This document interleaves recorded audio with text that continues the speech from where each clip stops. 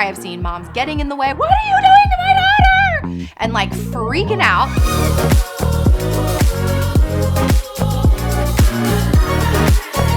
Hey everyone, my name is Lavonne and welcome back to my YouTube channel. I am taking you through my core values related to birth that I have pulled from the over 5,000 births I've been a part of, my experience as a nurse, my experience as a birth coach, my experience as a childbirth educator, and talking to thousands of you and training labor and delivery nurses all over the place.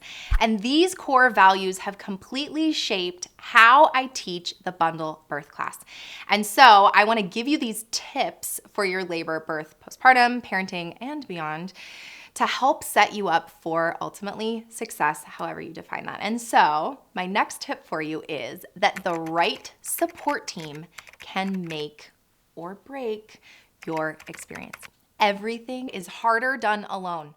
And so who you surround yourself with during your labor and birth will make a difference. One of the examples I give of this, I think I talk about this in the childbirth class, is like, imagine being in labor and having to poop in front of whoever's in the room with you. And now mind you, some of you might be like, my partner, I don't want them to see me poop, right? But there needs to be a certain level of intimacy and comfort with the people that you allow into your birth room. And so this tip for me, I have seen both sides. I have seen people surround themselves with the most amazing support, a partner that is trained, that's participated in the process, that's engaged in the labor and birth. Partners, yes, I'm talking to you. I'm gonna come back for you later on a different video, but you are so incredibly important and you can make their experience more than anyone else can. Okay, that's my plug for a future core value that is coming. But also, so often people are like, I want my sister and my best friend and my mom and my aunt and my brother and my dad and my uncle in the room as well. And so that might be totally fine. That might be totally what you need, but I want you to think about that, back to that mindset one that I gave you, that like, who makes you feel calm in your nervous system? And I will say, I don't know you, so I'm not speaking directly to you, but I might be, that the one thing and the one biggest barrier that I see allowed into the labor and birth is the birthing person's mother. Okay, so I want you to think long and hard about allowing your mom in the room. Now, I'm not saying don't let your mom in the room. I love the idea that like this is a family event, but often the mother energy, depending on the relationship that's there, can actually cause more anxiety. I've seen moms crying on the corner. I have seen moms getting in the way. What are you doing to my daughter? And like freaking out, passing out. I've seen that. Had to hit her head in a wheelchair to the ED. Like that it can become so much more drama than you being fully centered. And so I'm going to talk about the medical team in a second, but specifically to the person coming along the ride with you. If you are somebody that is being allowed in a birth room, I want to say this day is about them. It is not about you. And you sharing your entire birth experience. Well, when I was in labor, I had this experience. And while I had contractions, I felt this. And when I did this, well, what I did was this, and that's the best thing. That is not helpful. And so I want to be a loving recommendation to those giving birth to just consider, how do you feel around this person? Can you cry? Can you be vulnerable? Can you experience everything and your own perfectly you birth experience that it is, and feel fully at ease and calm in your nervous system? And if you can't, my recommendation is do not allow them in your birth room. Say, Sarah told me that I am not supposed to, blame it on me, I don't care, okay? Because it can change everything on both sides, right? That if you have that nervous energy, it can affect your birth experience. And if you have the positive energy, it can change everything for you. Now, on the other side of that, that's like who you invite in. That's like your private team, right? That might be a doula. If you're hiring a doula, I have videos on that. I do this for families in Los Angeles. And so if you're thinking about hiring a doula, you want to feel almost that instant connection where you can poop in front of them, that you could cry in front of them, that you could be naked in front of them, that you can groan and growl and be in the happiest day of your life with them, right?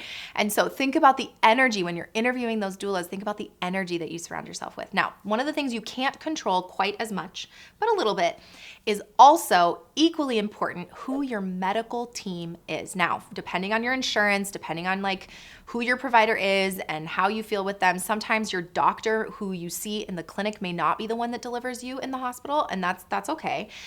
But pay attention to the energy in the room of your medical team. And this is why I've dedicated so much of my time and energy into training nurses and hospital facilities to be able to, one, build rapport very quickly, but also make you feel safe and secure and not judge you and not tell you how to do things, but instead empower you through the experience. And so think about when they're at the bedside. If you're not jiving with them, you have control on that, right? If they're not fitting what makes you feel calm and at ease in your nervous system, you can always ask for someone else. Now, my one caveat to that is that give them the chance.